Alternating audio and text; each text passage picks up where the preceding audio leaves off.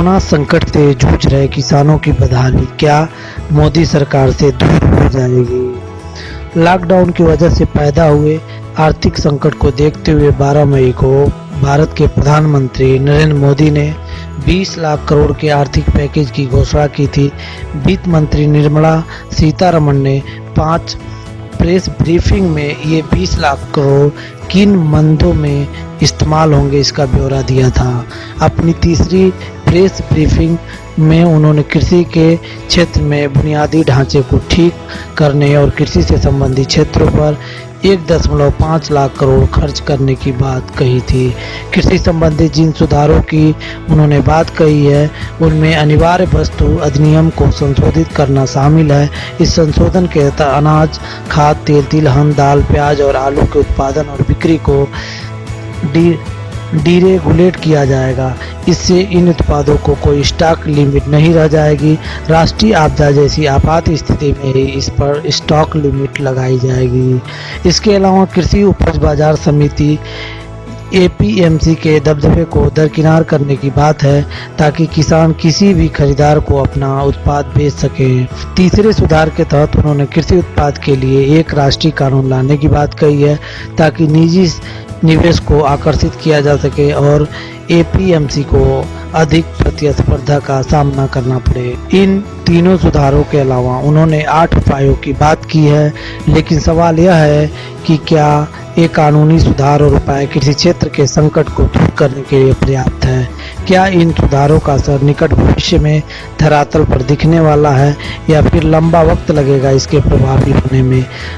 जब ये सवाल कृषि सचिव सिराज हुसैन से पूछा तो उनका जवाब था कानून सुधार की जो बात है जैसे अनिवार्य वस्तु अधिनियम और एपीएमसी वगैरह इनके प्रभावी होने की बात तो सबसे पहले इस पर निर्भर करता है कि सरकार इन्हें कब तक लाती है और इसे किस तरीके से लागू करती है। उन्होंने कहा लागू होने के बाद बाजार के माहौल पर उसका असर पड़ेगा। जब खरीफ की फसल आएगी तब हो सकता है कि निजी कंपनियों की ओर से कुछ खरीदारी हम देखें। कानून आने के 6 महीने बाद संभव है कि एपीएमसी एक्ट के कुछ प्रभाव देखने को मिले। वहीं तत्काल राहत की बात करते हैं तो सरकार की घोषणाओं में किसानों के लिए तत्काल राहत की बात पर जेएनयू में centre for economics studies and planning के प्रोफेसर प्रवीण झा ने बताया इन घोषणाओं से किसानों को तत्काल नहीं राहत मिलने वाली है। वो कहते हैं जो घोषणाएं हुई हैं उनमें उम्मीद की गई है कि भविष्य में कुछ उत्पाद के भंडारण में निवेश ज़्यादा होगा, लेकिन यह ख्याली फुलाव ज़्यादा है। अभी किसने मना किया है? निवेशकों को निवेश करने से यह तो कोई मुद्दा ही नहीं है। कृषि विशेषज्ञ देवेंद्र शर्मा का मानना है कि कृषि क्षेत्र में जो सुधार की बात की गई उसमें से ज़्यादातर पहले से ही चली आ रही है। कई मामलों में यह रीपैकेजिंग की तरह है, इसमें से कई को ज़मीनी स्तर पर आने में सालों लगेंगे। इसलिए किसानों को जो तत्काल राहत की ज़रूरत है वो नहीं मिलती दिख रही है। उन्होंने सीधे रकम देने की ज़रूरत है।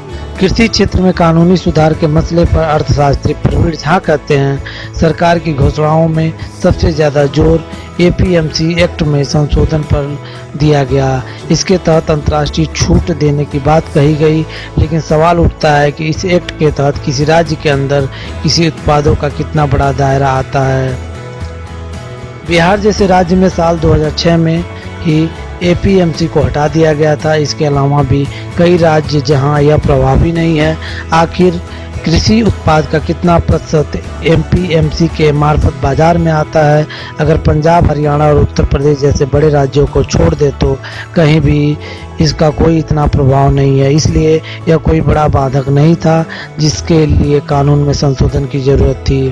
देवेंद्र शर्मा भी एपीएमसी को लेकर कहते हैं कि जब साल 2006 में इसे बिहार में खत्म किया गया तब भी बहुत संभावनाओं की बात की गई थी कि इससे निजी निवेश बढ़ेगा और निजी मंडियों का दौर आएगा, फिर किसानों को भी अपनी फसल की अच्छी कीमत मिलेगी। लेकिन हुआ यह कि अब भी हर साल बिहार के किसान अपनी फसल पंजाब, हरियाणा और दूसरे राज्यों में लाकर बेचते हैं। किसानों की बदहाली इन 14 सालों में कहाँ सुधरी। अर्थशास्त्री प्रवीण झा कहते हैं कि कानून बदल देना कोई समाधान नहीं है, यही तो आसानी से किया जा सकता है, लेकिन इन सुधारों से संबंधित आधारभूत संरचना में बदलाव की जो संभावनाएं हैं उसमें तो कितने साल लगेंगे इसका कोई अंदाज़ा नहीं है। वे कहते हैं इन आधारभूत संरचनाओं और में सुधार को लेकर जो बाधक है, जैसे कुछ खास तरह के निवेश, उनके लिए सरकार ने कुछ नहीं किया है। रिटेल सेक्टर को कृषि के क्षेत्र में जब छूट दी गई तब उम्मीद की गई थी कि इससे कृषि निवेश में बढ़ावा मिलेगा, लेकिन ऐसा कुछ नहीं हुआ। सरकार ने निजी निवेश कितना कारगर होगा। सरकार ने जो घोषणाएं की हैं उसमें कृषि क्षेत्र को बाजार के लिए खोलने की बात है, ये कितना कारगर होने वाला है। प्रवीण झा का कहना है कि जब हम बाजार को खोलते हैं तो इससे उत्पाद के मूल्य में जो चढ़ाव उतार होता है उसकी संभावना में वृद्धि हो जाती है। भारत समेत दुनिया के तमाम देशों में यही देखा गया है। इससे होता यह कि मान लीजिए किसी किसान ने किसी साल बीटी कॉटन की मूल्य वृद्धि को देखते हुए लोन लेकर सारी रकम बीटी कॉटन की फसल में डाल दिया। इसकी खेती महंगी होती है, जिस साल उसने लोन लिया उसी साल बीटी कॉटन के भाव गिर गए। अब ऐसी स्थिति में तो किसान मारा जाएगा। पिछले कुछ अरसों से ये जो किसानों की आत्महत्याएं हो रही हैं, इसके पीछे यही एक अहम कारण रहा है। वो बताते हैं कृषि उत्पाद के बीच प्रतिशत का भी आउटपुट अगर ऊपर नीचे होता है तो फिर संकट 50 से 60% तक जाता है। इसे क्षेत्र में कभी भी यह नहीं मानकर चला जा सकता है कि सब कुछ अच्छा ही होगा और फिर उसे मानते हुए आप जोखिम को नज़रअंदाज कर दें। वे कहते हैं कि कृषि उत्पाद बड़े पैमाने पर हर साल बर्बाद हो जाते हैं, इसलिए इसे निजी क्षेत्रों के भरोसे नहीं छोड़ा जा सकता है। इसमें सरकार को अपनी भागीदारी रखनी ही होगी ताकि किसानों को सुरक्षा की भावना मिल सके। वे मानते हैं कि प्रोसेसर को इस बात की छूट देना कि वो जितना चाहे उतना कृषि उत्पाद स्टोर कर सकते हैं, यह आप बैल मुझे मार जैसी वाली स्थिति पैदा करने जैसा है, क्योंकि उत्पाद के मूल्य के घटने बढ़ने में कई तरह के बिचौलिए की भूमिका होती है।